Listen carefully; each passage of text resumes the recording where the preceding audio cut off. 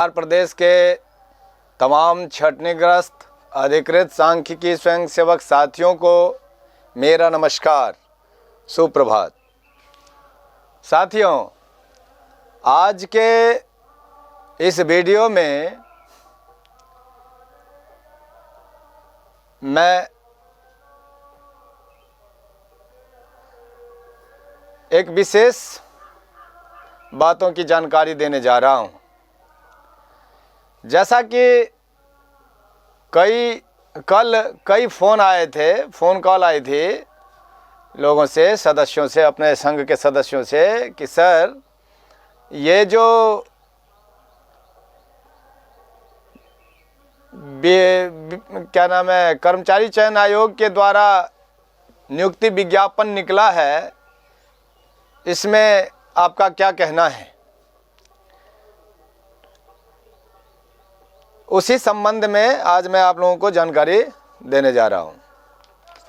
साथियों, जैसा कि बिहार कर्मचारी चयन आयोग बीएसएससी के द्वारा स्नातक स्तरीय पदों पर नियुक्ति हेतु आयोजित की जाने वाली तृतीय स्नातक संयुक्त प्रतियोगिता परीक्षा का विज्ञापन संख्या 1/22 दिनांक 6/4/2022 इसके आलोक में कहना है कि सबसे पहले प्रश्न है इस आलोक में कि क्या योजना सहायक के रूप में जो पद की नियुक्ति का विज्ञापन निकला है, इसमें आपका क्या कहना है। तो उसके संदर्भ में मैं कह रहा हूं कि यह पूर्ण रूप से स्नातक स्तरीय सांख्यिकी यानी योजना विकास विभाग प्रशासकीय नियंत्रणाधीन अर्थ एवं सांख्यिकी निदेशालय के अंतर्गत जो पूर्व में कार्य कर चुके थे उनके लिए भी और अन्य बाहरी लोगों से भी नए आवेदन लेकर के परीक्षा आधारित यह नियुक्ति है। तो साथियों, सबसे पहले ये जानें कि सांख्यिक योजना सहायक का जो पद है यह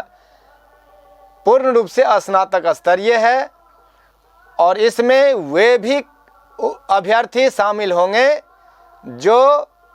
पूर्व में कार्य कर चुके हैं। और पूर्व में कार्य कर चुके ऐसे योजना सहायक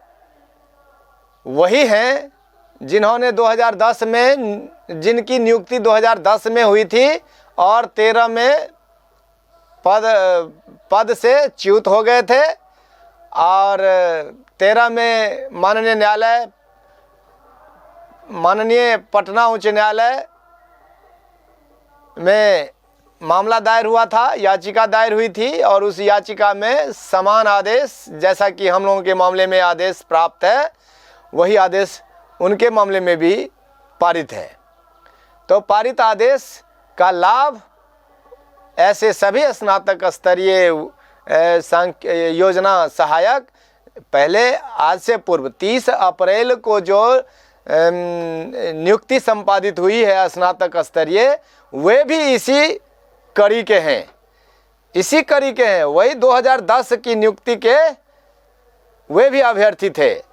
लेकिन वो सांख्यिकी निदेशालय अंतर्गत थे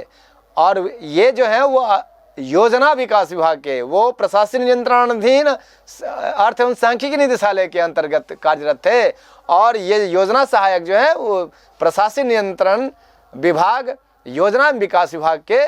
मूल कोटि के पद पर कार्यरत थे। तो कार्यरत थे, जो पूर्व में कार्य कर चुके थे वे भी आवेदन करेंगे और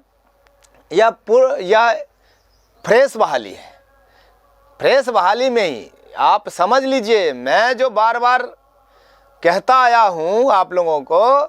कि भाई हमारी नियुक्ति के लिए भले ही समायोजन होगा हमारा, लेकिन सबसे पहले विज्ञापन निकलना ही है। विज्ञापन निकलता है तो उसी विज्ञापन के रेफरेंस में, उसी विज्ञापन के आलोक में समायोजन का कार्य होता है। तो विज्ञापन तो निकलेगा ही, तो इसीलिए ये उन्हीं कार्य कर चुके योजना सहायक